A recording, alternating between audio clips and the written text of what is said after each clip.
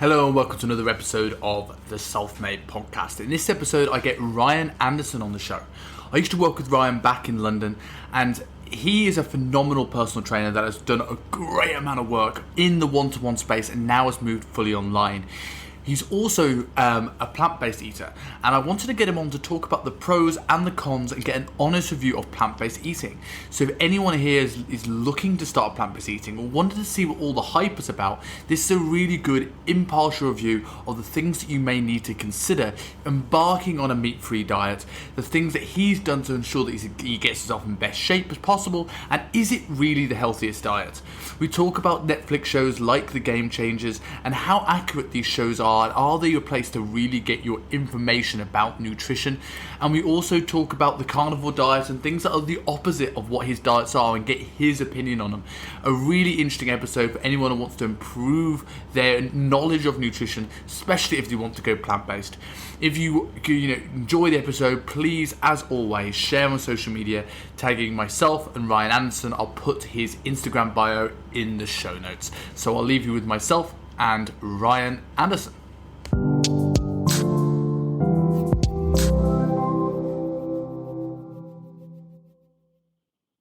So Ryan, obviously it's been a long time since we caught up, but for anyone who doesn't know you, tell us a little bit about who Ryan Anderson is. So, yes, my name is Ryan Anderson. I have been in the fitness industry for almost a decade now. Started off as a personal trainer around 9 years ago. Worked my way up slowly from being somebody who's probably, you know how the personal training qualifications go, right? You don't really have to be a competent trainer to be a personal trainer.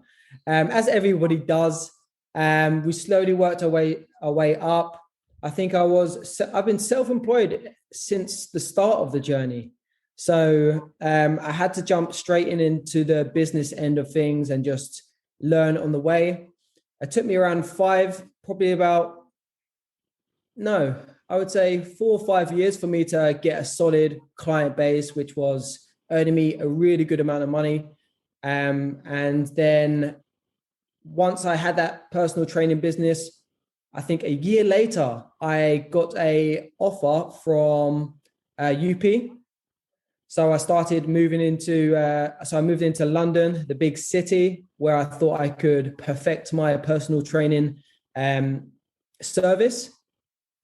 So that was good, a great learning opportunity, as you probably know. I really developed as a trainer there. Then I was there for around 3 years, I think it was. 3 years? That flew by quick. Yeah, like I look back now and I just realize how time flew by. But time flies when you're having fun, eh? It was a great experience. I learned a lot in all areas of life. It was so good moving into London and just experiencing all of it. So I was there for 3 years. We then moved to online coaching, simply because I think online coaching is just a better way, the way forward, right? More earning potential, more flexibility. It allows me to help my clients like from wherever I am, regardless of if I'm able to be with them one-on-one. And moved to an online company, learned the ropes. I had a really good time there as well. And yeah, then up until recently, in the last 3 months, I moved fully online. So so as you know, UP and the online coaching company that I was working for are all based around making hardworking professionals or helping hardworking professionals get into the shape of their life. That was more so focused on in the online coaching company that I worked for, because the personal training company we worked for was great for getting people in shape, but it wasn't really focused on making people stay in shape, right? It was probably just getting in there and then kicking them out the door. So since then, my work's heavily focused on trying to make a service which helps clients get in shape, but stay in shape in the same time. And yeah, in the last couple of months since I've been going all alone, it's been great to kind of make the service my own. And it's good to use the knowledge that I've learned to create my own package to help the clients get the result that they want. So it's been a whirlwind, loads of ups and downs, but you know what? It's been absolutely fantastic. I think going into you talking about like UP in a way, like helping people get in shape, but often not stay in shape, and not to necessarily throw too much shade, because I do plenty of that on this podcast. But I think one of the positives that will come out of this, and I've seen this already with the industry, and I've been very blessed with the network I have, that so many coaches are now coming in with this dissatisfaction of seeing people reverse on a diet and gaining weight back and becoming more miserable and coming up with these issues. And I think this will create a wave of momentum of people that can really get people in shape for life. I know Nathan's doing it. I've got a big focus on what I do, and you've got the same with your business. I do think there's, I can't remember where I heard this, but it's like we don't have a weight loss problem in the Western world. We have a weight management problem, and I think there is definitely more people than ever equipped to sort of go about that.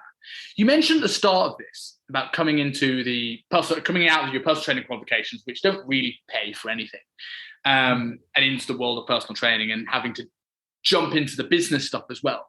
Like, how did you find that transition? Because I know for me, I got in wanting to help people and get in shape, and I like my training. I didn't even think about being a business owner. And like, how was that sort of journey developed for you? Like, how did you find leaping into that?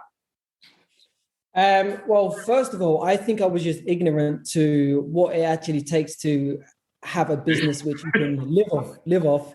And I was a bit overwhelmed at first. However, it did spur on more growth, because when you haven't got money coming in, or when you're in a position like that, it just forces you to grow more. But I'm not going to lie, it was very difficult, because you become a personal trainer because you obviously want to help people get in the best shape of their lives, right? But at that time, especially when I was starting and I was just opened with my own business, the difficulties made it harder for me to love the job that I was doing, because it was just causing so much stress in my life. But like I said, it was just a case of making sure that I invested more time into focusing on how to improve my service, get my business going to a point where I can just at least stress less and do a good job, most of all, right? Because if you do a good job with any of your clients, and business slowly starts to get better, doesn't it?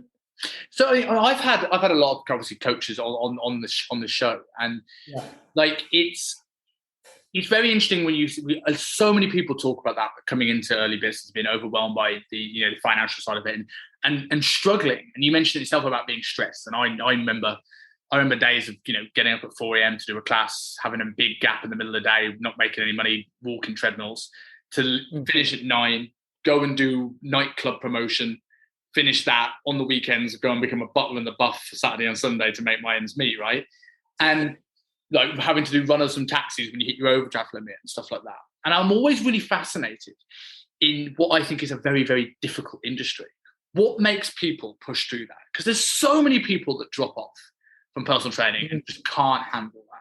What is it that you think that made you stick the course and like keep pushing through even when it was really tough? To be honest, I think it's just passion for what you do.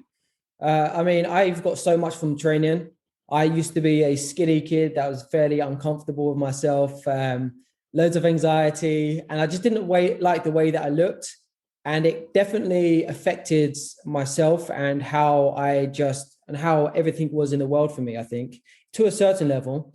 And I knew the benefits of training. I loved the benefits of training. I wanted to help other people see that benefit from improving their body shape and their health. And I just couldn't imagine doing anything else. I mean, I've had a few other jobs in my past where I was just literally, I think it was stacking shelves and doing things like that. And I know that's not the only job opportunities out there. However, it made me realize that I've done jobs that I flipping hate and life sucks. Now I need to make sure that I have a job where I am absolutely passionate and I want to wake up every day and be happy with what I'm doing. I've done one end of the spectrum, and I wanted to make sure that the rest of my life was spent doing something that I absolutely love to do. So that was it for me. It was no question. There was no plan B really. I think that's a common trend, and I certainly was like that for me. Like I there was times where I was at crossroads in my career. I was like, do I continue down this route? Do I, continue this? But it was so like, I always looked at that scenario and I was like, this would be a total last resort. And that alone said to me, it's like, I don't want to do this. It's just me being uncomfortable, and I can sort of push through that discomfort. And there's always something that comes out the other end. And I think the great thing about the personal training job, whether you're doing it remotely or whether you're doing it in person, is being able to connect with people from all sorts of different walks of life, whether it's other coaches or whether it's clients. And I even at times where, our former employer got as toxic as humanly possible, I kind of like, my day to day was so much fun, especially in that basement in Shoreditch. That's like, how many other people really enjoy coming and doing the job? Like putting aside the career, they're happy with where they're at, but actually just going in a day and enjoying the job. And I was like, that, even if I'm not where I'd want to be at that time, it's such a unique career. I think it has such an impact. And I think more of an impact coming through this pandemic. Yeah, I agree. There obviously I love online coaching, what I'm currently doing now. And I am happier than I was doing personal training. But one of the biggest pluses for personal training was definitely working with a team, just connecting with people one-to-one. And just that whole team aspect of just going in, everybody on the same vibe, good vibes. Yeah, I really miss that. Other than the obvious of like actually being on the gym floor, do you find the coaching process different working online now entirely to when you were doing it one-to-one? Or was it like the similar thing, but you just don't do the training bit? No, I think there are differences to what I do, from what I do now to what I did do, but I don't think there has to be. So when it comes to personal training, a lot of the focus is generally on that one training session or that hour that you're with them. Now, of course, we're the leading personal trainers in the industry. We don't just train them for the hour, and we do focus on their nutrition and their activity. However, that's not in the forefront, especially not as the training itself. A lot of focus is on the training.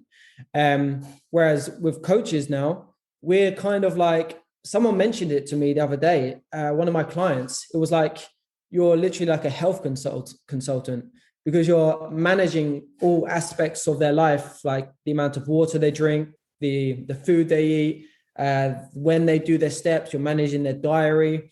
And it's a lot more a holistic approach to helping them change their physiques. So yeah, I agree with that. I've always said it's like personal training one-to-one. It's like it's the micro, where online coaching is often the macro. In the sense of like, yes, we do look at the bigger picture in terms of how that long-term program and things like this, but you've got people that come in, they'll have they're there just to train. They might have been out till 2 a.m. They might have had a stressful day at the office. They might have had a bad night's sleep, and you're always pulling things on the fly. And while you still sort of do that with online coaching, because you're looking at a week's worth of data, you can start to go, this is where I want you to be in 6 months, a year. You can start to put things in place that help their life long term. And I generally think going down the route of this industry where this can potentially have a bigger impact. I think one-to-one is great to get people started, but I do think there's potentially more scope, not just for coaches to be able to earn more and give, but to actually, for clients to actually have a better experience. I definitely agree. I think the industry is just developed more and more. We're becoming more conscious of what clients need and actually want. And we're slowly adjusting and creating the right service to make sure that they're not just doing it for an A to B plan just to get there. We're making sure that they get there the best way possible. Their health is prioritized, and they keep these results for the rest of their life. So the industry is definitely growing and getting wiser to this. How do you feel that, like, in your journey of transitioning, because you transitioned from the one-to-one to online during lockdown, right? Yeah. Was there an element of was it a bit of a force into it and then you were like, oh, I kind of enjoy this? Or was this always the plan and you decided to take the leap in the most uncertain time possible? What made you take the leap during that time? No, so I always thought about doing online coaching. It always was in the back of my mind, simply just because of the benefits that you don't get with personal training. Like I said, personal training is great.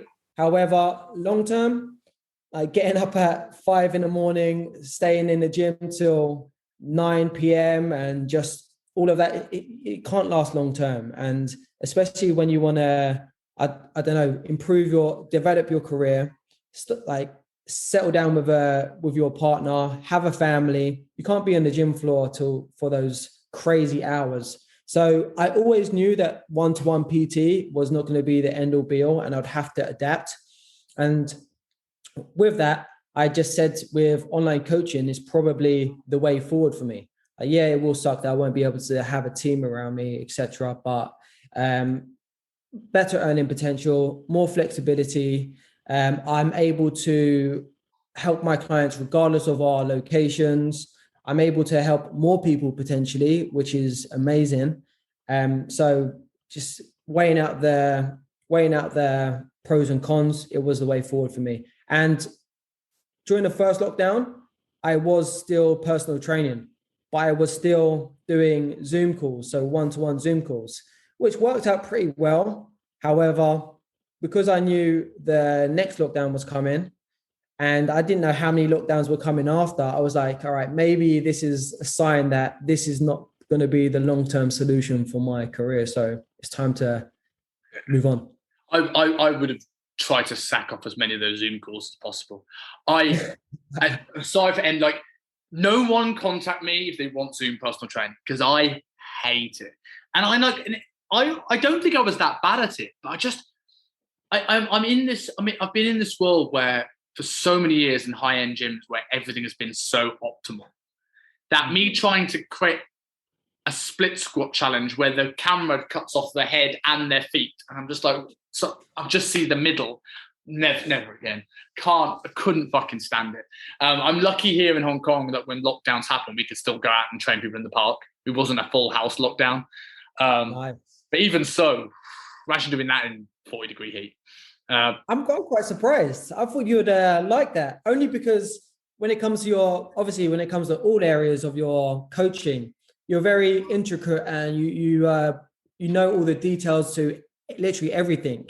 I thought coaching people one-to-one via Zoom, you could be very specific in all your execution, all of your execution protocols. I thought you'd like that. Yeah, but I'd much rather do that in a chest press than with 2 water bottles on the floor. Yeah, that's true.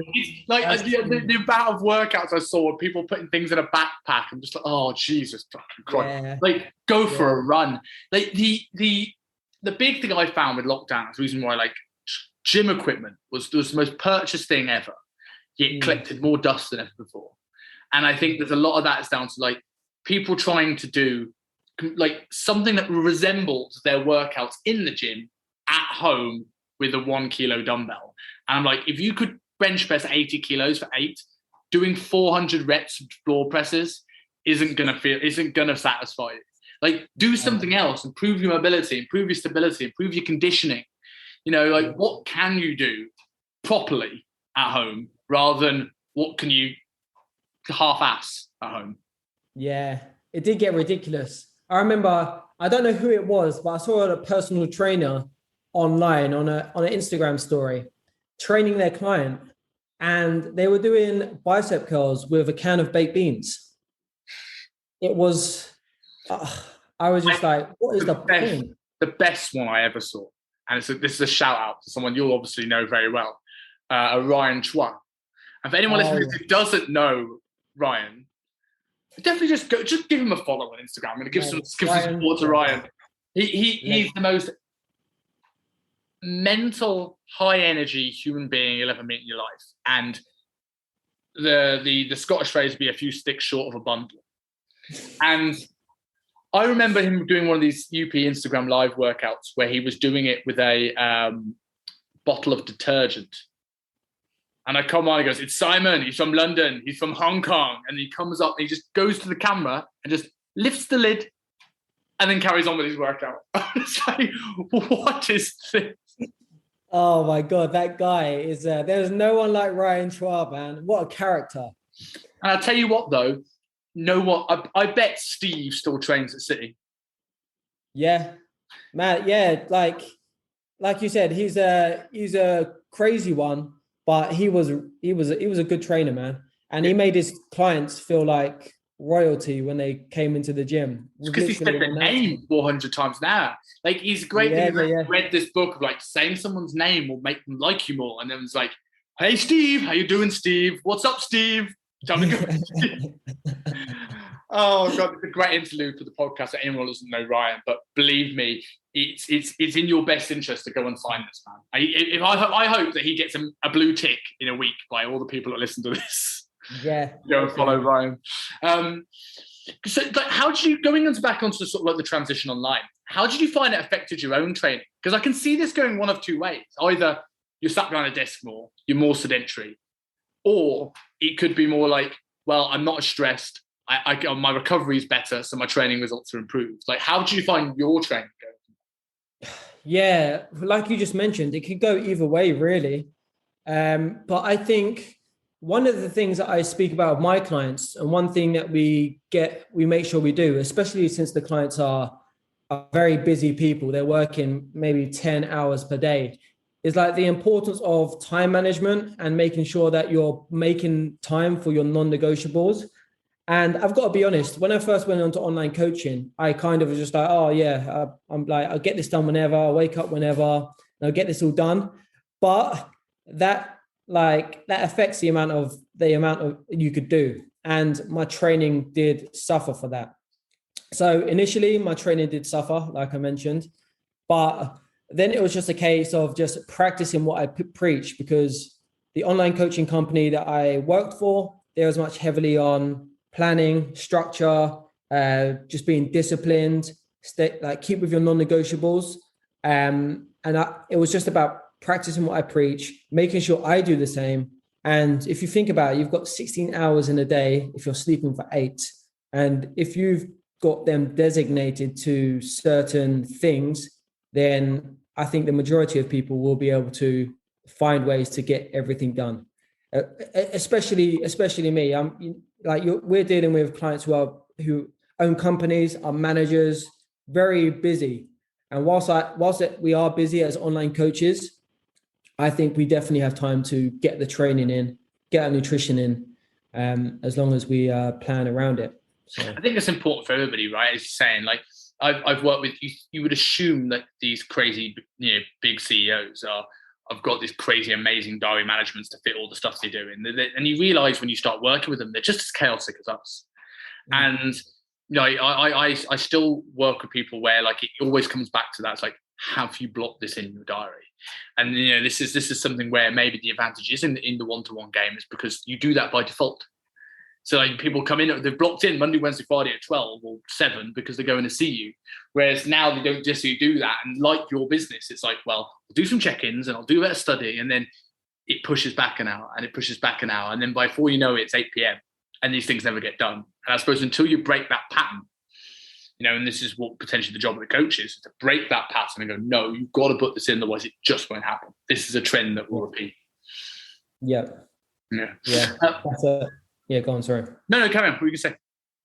No, I was just going to say that's the biggest bottleneck for most people is just creating structure. And there's going to be some resistance there at first, but it's kind of like, you don't know, you just got to be logical, right? You've just got to be like, just explain to them, like, this is how it's been for you. And this is why you probably are at the place you are now. If we're going to move forward and you are going to get out of the position and move towards your goals, then it's just a case, this is just going to make things so much easier. And it's making them understand that you can't avoid resistance as well, right? There's something I've watched recently in one of these very, very overly well-produced YouTube videos, talking about like any new skill, like having a bit of resistance is going to be like, because you were so used to just doing nothing. You're so used to putting your feet up and watching Netflix. That's your go-to. But like every time you do something, that resistance turns into excitement. That becomes a little bit easier, a little bit easier, a little bit easier. So it just becomes the way of doing things. I think a lot of people sort of like are coming into, or certainly into a coaching process going, I'm going to be motivated to train now. And I'm like, no one's motivated to train all the time. Personal trainers aren't motivated to train all the time. Like just having, like, understanding that I have a bit of resistance, but I'm going to do it anyway because this is important. I always compare it to like going to work, right? Obviously, we're in a very privileged position of what we do, but like all of our clients will still go to work. And I'm sure a lot of them would rather stay in bed, but they don't. They go to work because the putting, a nice food on the table, going on holiday, buying a Rolex is more important than lying in bed that morning. And it's exactly the same thing when it comes to getting in shape. Yeah, that's the exact same metaphor I use to my clients. It's like, you probably don't feel like going to work every day, but how would your income look if you just went when you was motivated? Yeah. So we obviously you mentioned the going into a little bit of structure, and obviously we talk about diving non-negotiables, things like this, and a little bit of in terms of what your old company did, but also a little bit of you saying that you want to set the foundation for the long term. What things do you kind of work on with people early on to set themselves up for something that could be potentially a long-term result?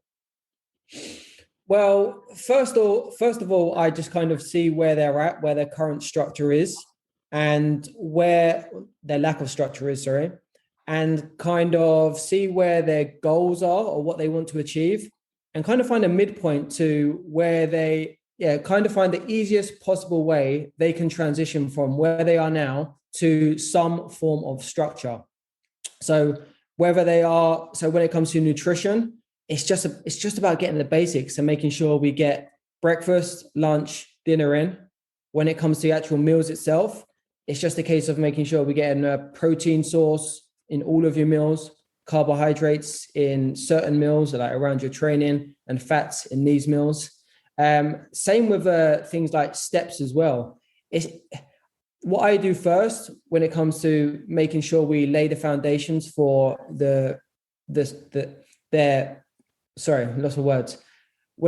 it comes down to laying the foundations for their transformational success, it's just a case of setting some targets, laying a foundation, and assessing how it goes, and then adjusting as we go along. So, for example, they know they need to do 10K steps a day. They know that they need to have 1,500 calories a day. And I kind of create a diary so they can achieve all of these non-negotiables. And then their job is to carry out these non-negotiables as best as they can, and then see how they go along the way and just make adjustments. Yeah. Okay. Yeah. I say I think it's winning the day, right? I think that's what a lot you're trying, you're doing with your guys, is sort of like getting to the point where if each day is better than the previous day, those days will eventually add up into something pretty big. So like going into a little bit about, the kind of people like you work with, and also a little bit about your own training. One thing that some people know, some people might not know about you, is that, you're a plant-based eater. So like, how did this start for you? Like, how did you go down this route, and how have you found that's helped, hindered, your training career? So I watched the Game Changers Netflix show, and then I'd love to hear your opinion on this. Yeah. No, but scarily enough, that's where most people get their nutrition, their nutrition facts from, which is a shame. Not to bash the vegan diet, of course, but I think if you're getting your information regarding nutrition around a Netflix documentary, you're not getting the most credible information and research. But the way I transitioned into plant-based eating is firstly because my brother went plant-based. He was a heavy meat eater, ate meat all the time. The same with all of us in the family, but he transitioned into a vegan diet straight away, just from researching animal agriculture, how they're treated, etc. So his decision to be vegan was mainly around being ethical and just causing no harm to animals. Then my mum started reading into it. Then she transitioned into there, and being in a house with vegans, like you are like it rubs off on you, right? So I would continue to have meat, but every time I had certain meats or certain foods, I'd get the odd comment. My mom was like, "Oh, I don't like that smell anymore." So I was like, "All right, cool. Let me look into this stuff and see what you're talking about." And then it just happened like that, and it was just, yeah, it was just.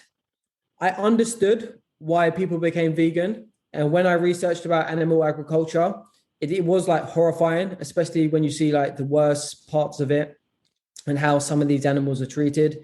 I'm a very loving guy. I love all life, especially animals. So I thought, you know what, it doesn't make sense for me to eat meat if I don't agree with how it's made.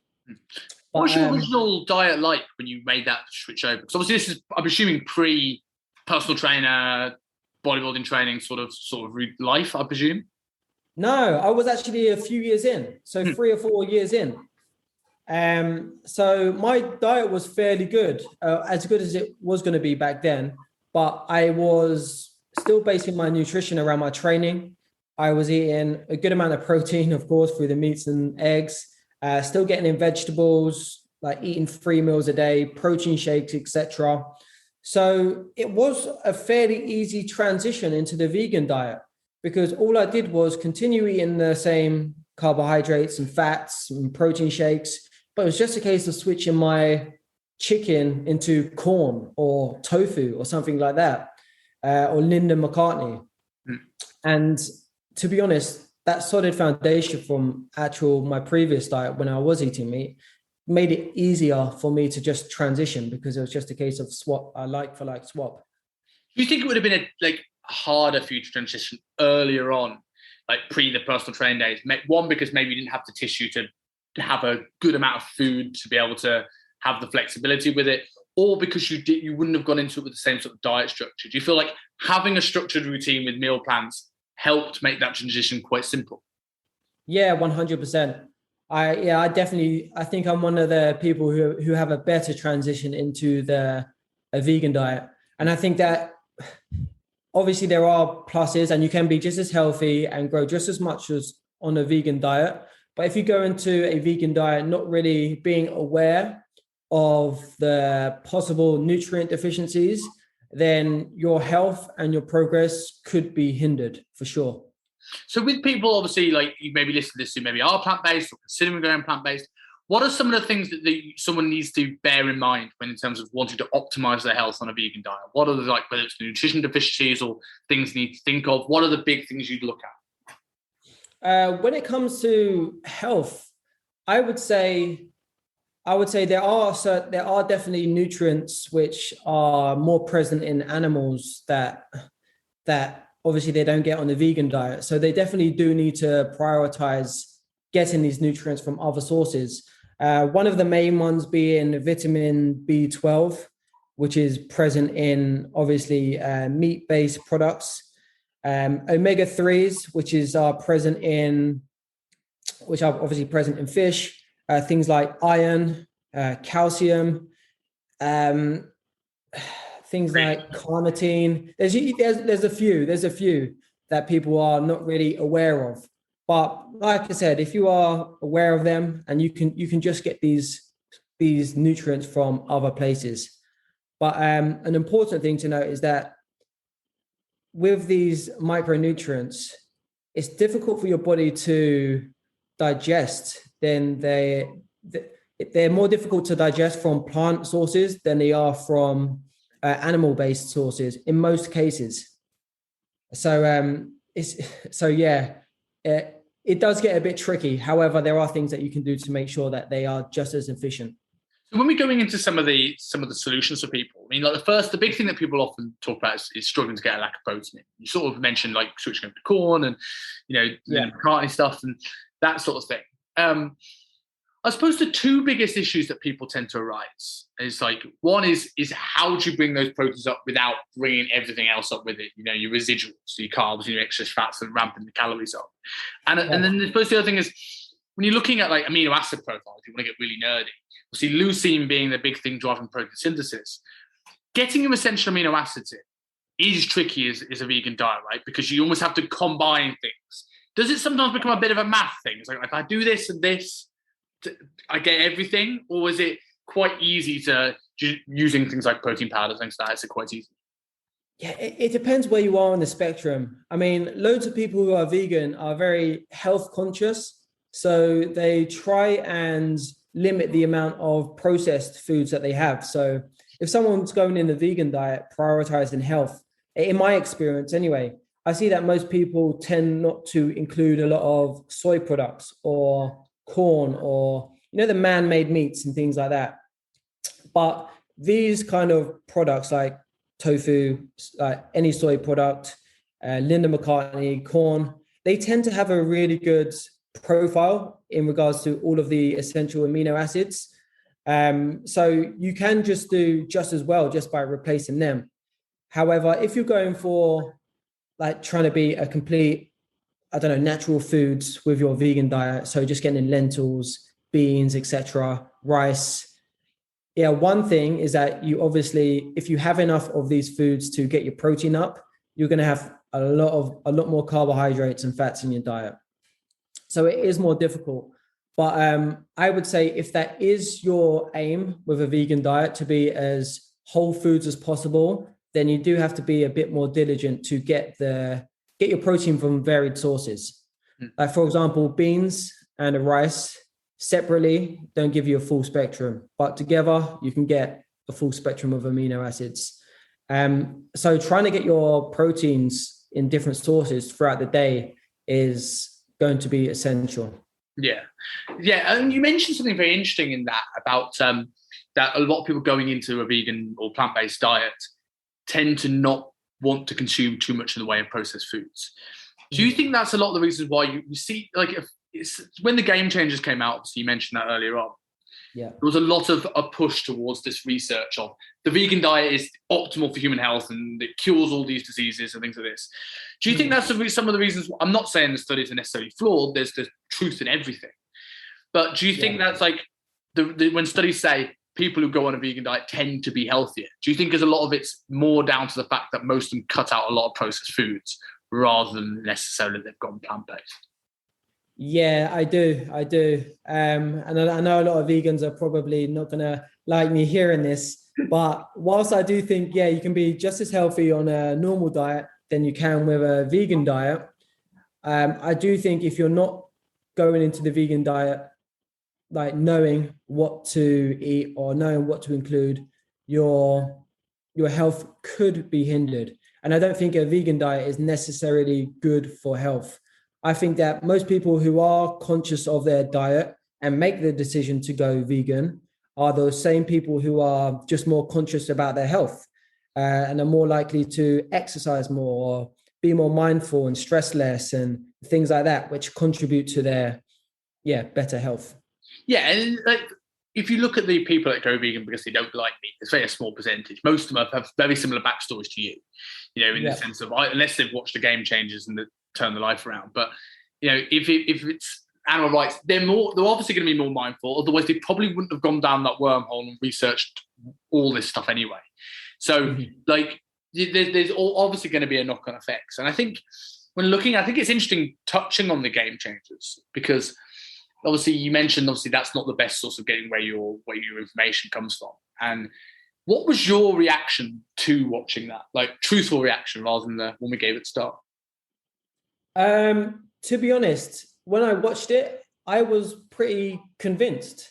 I think if I didn't watch it from a background of kind of knowing nutrition or just being wary of what contributes to good health, I would have watched that and been like, wow, the vegan diet is the way forward. And I was a bit like, there are some plus sides to it. But then when I didn't get as excited and I thought about it, I kind of knew that you could be, it was just all hype, right? It was a documentary aimed at making the diet look good. And the main benefits of the vegan diet in that documentary was mainly around limiting unhealthy meats or animal-based products and eating a lot of vegetables, which you could do in either diet, right? You don't necessarily have to be vegan, but you can reduce processed meats and get better quality meats, on a normal diet.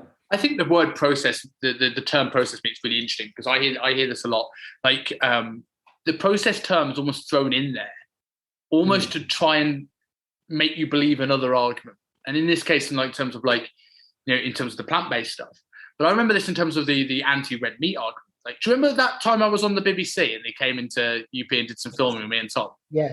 And I remember this, and they came in and they looked at they came into my house and asked me how much red meat I eat a day, and it was like dramatically more than the week's average. And they did this thing in the butchers where they opened the one of those big sort of banquet lids, and it was like, here's what you should eat. It's like half a steak per week, and then here's what you eat. It's mountains high, and a lot of everything that this, I'm going to put in air quotes, dietitian, so if she ends up listening to this, was talking about. And it's not her fault. She's got the information from the government guidelines, right? And there is a correlation between heart disease risk or whatever else between people who have high intakes of red and processed meat. And the two things I often find wrong with that is one, correlation and causation. But two is, how can you put those things in together? Like, how can you compare a grass-fed steak to a piece of corned beef? Yeah. Like, if you took the process out of that, if you just looked at high quality red meat alone, would you get the same findings? Yeah, probably not. Yeah. Probably not. So what's like your advice? If someone ends up coming to you on online coaching, they've heard about your story of being a plant-based eater, go, I want someone that understands this. I'm thinking about going into it.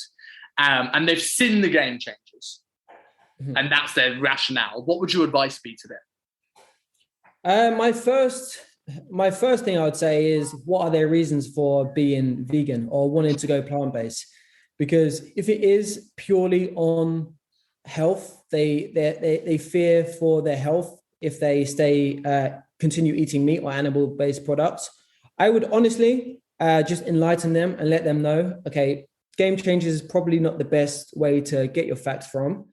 But I'd also tell them, however, if you just generally want to go vegan because there are other reasons, maybe it's ethical reasons, then I'd happily put you through the process, kind of teach you how to optimize your diet to improve your health.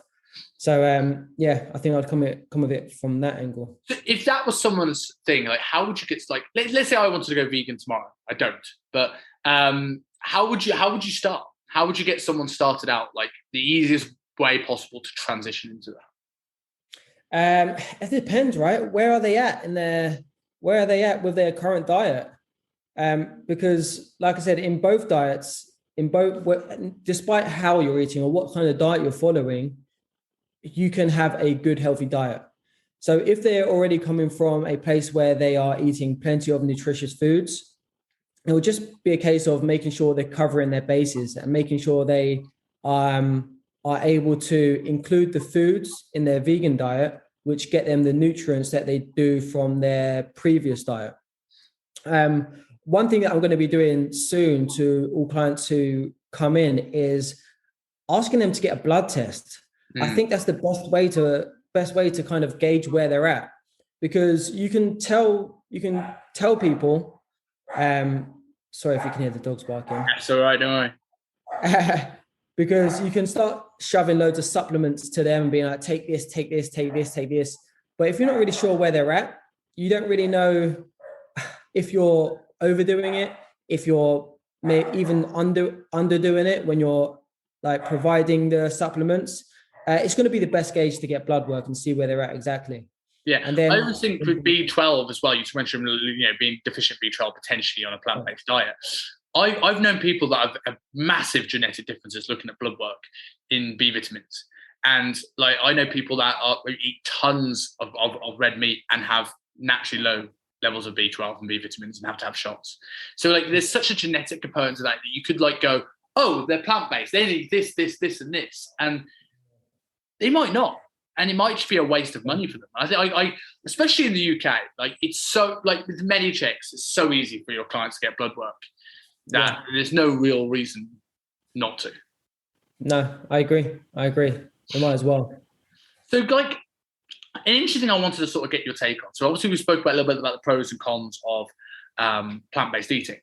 And the first thing I wanted to talk about is, like, how does, like, you went over, because you did your photo. When was your the photo shoot that you did?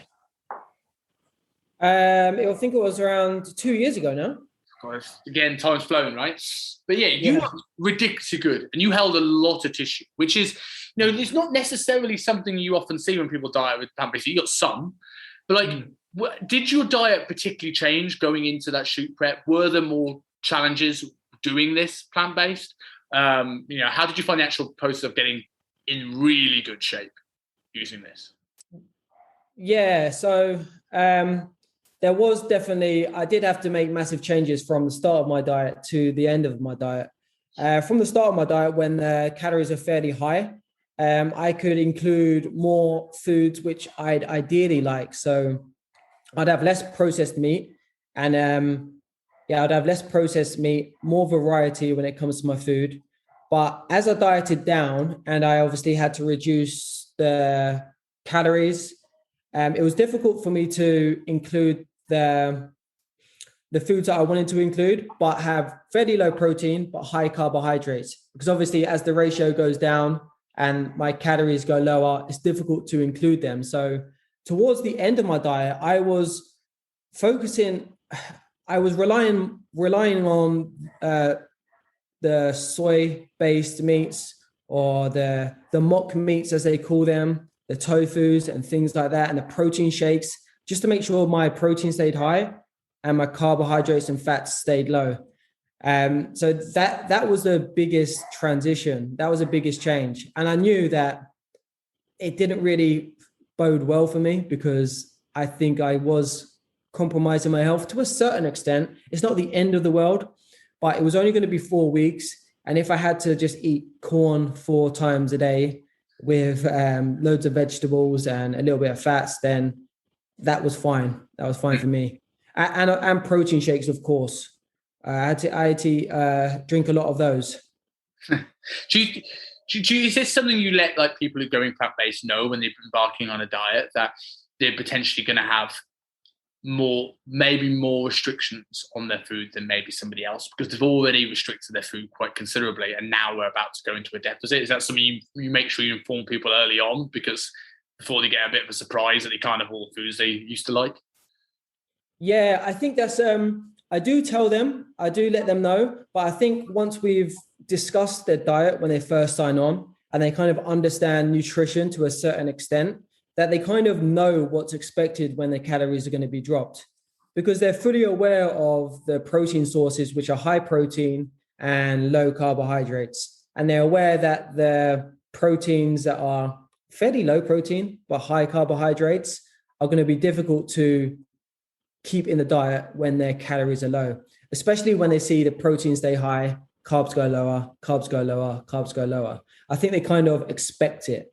But I do obviously make sure, I do check in, make sure how they feel, and obviously let them know the transition of, okay, we're going to have to start including more of these foods you don't necessarily like to eat. We are going to have to rely more on protein shakes, which will affect your hunger a bit, because they're not going to be as satiating as eating your foods. But I make sure they know as much as they need to beforehand, but they kind of have an idea anyway. I suppose one of the biggest concerns a lot of guys face when going into these sort of fake meats and soy sort of based products is that old myth about soy affecting somebody's testosterone levels. Like, do you find there's any truth in that for someone that's obviously eaten soy, and a lot of people eating soy quite considerably? Have you noticed anything in those sort of ways, like any symptoms or blood work changes or anything like that? No, I haven't. And definitely not with my clients, not with myself either. And this is actually something I looked up on as well in the research. And it's very mixed results. And it's difficult to conclude that more soy equals more estrogen. It's difficult to conclude. And I think that something which it depends on who it's been done, who it is as well. because everybody has different gut microbiome and everybody reacts to soy differently. So how it works for one person doesn't necessarily mean it means it's going to happen for another person. So yeah, I would say when it comes to soy products, don't depend on them. Have 1 or 2 portions a day, but I wouldn't be too scared. Don't think that every time you're going to have tofu, you're going to start milking from the tits. And that's the first sign of low testosterone, by the way. You know, is when you get into your 40s, it happens to all of us. So just be aware of that. I mean, like, one of the things I sort of want to close on is obviously, you know, the vegan trend came in, and it's sort of like everything's cyclical, and we sort of like the vegan trend sort of like getting a bit quieter now, and in its place is the complete opposite. And I wanted to see what your take was on the rise of the carnivore diet and what you thought of the carnivore diet, the pros, the cons, because obviously that's so completely different to what you've done yourself or often with some of your clients. Right, I'm going to be really vegan here. Just to define what the carnivore diet is, just literally meat and vegetables, right? Not even that. So a lot of people who go and talk about the carnivore diet, you know Jordan Peterson? Yes. Yeah. I've seen a video on this guy. He's a big carnivore guy for years, and his daughter's done it with some. She has some crazy autoimmune conditions that really cleared up on the carnivore diet, and the aim being that you're basically consuming lots of meats, in particular red meats and organ meats, because organ meats will get the nutrients that you're probably lacking from your vegetables. No veg, literally just meat, bit of salt. And with the aim is that you're cutting out things like soluble fiber that could, affect intestinal permeability. And a lot of people are saying they feel better, the gut issues clear up and all that sort of stuff. But yeah, I mean, like, again, obviously, this is obviously relatively new to yourself, but on initial glance, what was your initial thought process of that sort of approach be?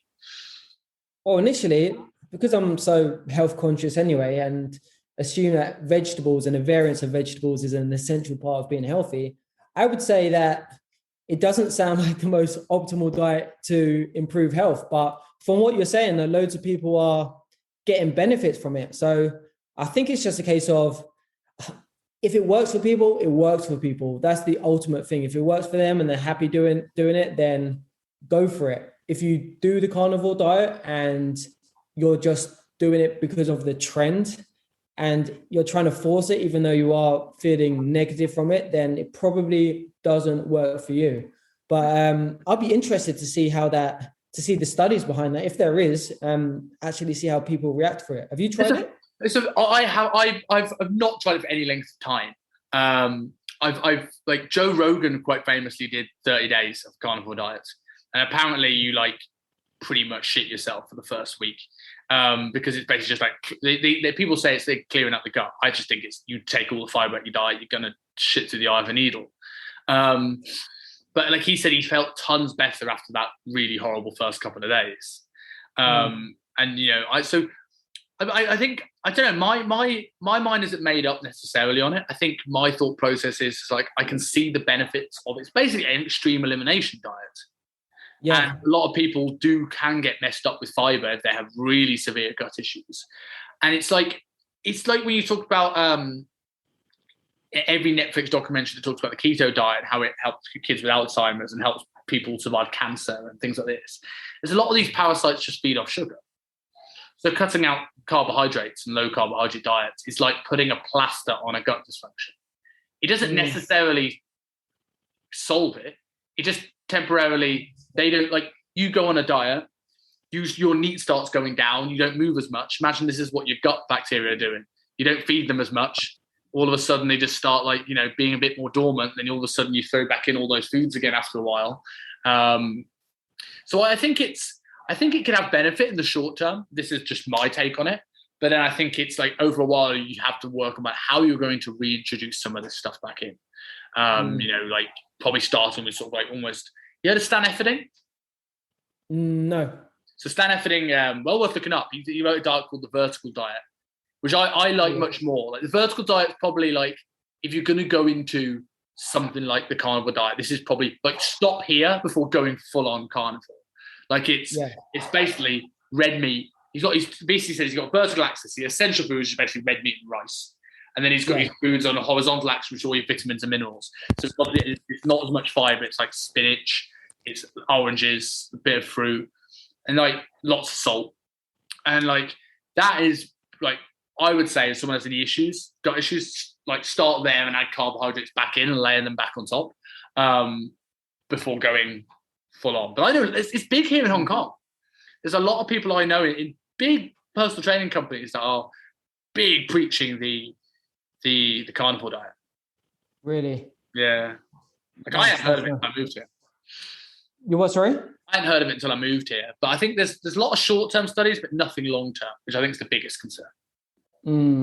Yeah, it'll be interesting to see what happens long-term to people on this diet. Is there much in the way, because obviously there's tons of research on omnivore diets for decades, and obviously there's considerably more research on vegan diets than there is carnivore diets. But like, is that from what you've seen, is there much data on sorts of really long-term vegan diets and how they impact health positively or negatively? To be honest, I haven't looked much into the long-term effects of vegan diets, but from what I see and from what I hear, I think there's no big health impacts when it comes to vegan diets, as long as you are covering your bases and making sure that you're getting all the correct nutrients in your diet. And I think ultimately that's what it comes down to. I think that any negatives that come with a vegan diet mainly comes down from a lack of B12 with most people who suffer with a vegan diet. But it always comes down to a fact that they're not getting something which they potentially could do. So yeah, no, I think long term you're going to be just as fine on the vegan diet as long as you're covering your bases. I generally think you hit the nail on the head. It's down to making sure if you're going on a diet, you're calorie deficient but not nutrient deficient, and whatever approach works for you preference wise. Because like when it comes to studies of anything, there's a take home message. Probably it's this, like whether it's for pro vegan, pro carnivore, pro keto, pro omnivore, like it's so difficult to get reliable data on any sort of dieting study because you're relying on so many variables. Someone's sleep, someone's recovery, someone's stress. How many people actually follow it? How many people track their intake accurately? We all know from online coaching how the biggest problem is people don't track the food properly. And these are people that don't have a goal. Like your clients have a goal. It's people that have been told for a study to take out the foods they love for 6 weeks. That it's like Luke Lehman always used to say, it's like probably the healthiest diet you can think of is you take a really, really good high quality vegan diet and stick a steak on top of it. Yeah. I agree with that. And I thought, that's brilliant. And then if you take one of those things out, like anything else, like, what do I replace it? Yeah. So obviously, I don't want to necessarily keep you all day. You're, say, a busy man now with all your online coaching clients. So for anybody who wants to know more about yourself, your diet, your training, your coaching, where do people find Ryan? So go and check me out on my Instagram. Everything's done through my Instagram now since I'm online. I'm an online coach. I have just forgot my Instagram handle for a second, but it is Ryan Anderson TC. Any questions regarding a vegan diet and how to improve your training goals if you are following a vegan diet, then hit me up. More than happy to help. Thanks for getting me on, Si. It's been a pleasure. Yeah, mate. It's been really good fun chatting to you. And I say I'll put your Instagram handle just in case anyone else forgets it in the show notes. And I would definitely vouch for this guy in terms of a vegan diet. I've seen you get vegans in shape. I've seen you get yourself in phenomenal shape. And I've got a few vegans in shape, but I've not done it as consistently as you have. So definitely, if that's your preferred way of eating, this is a better man to speak to than me. Appreciate that. All right, man. Good chatting to you, and I'll chat to you soon.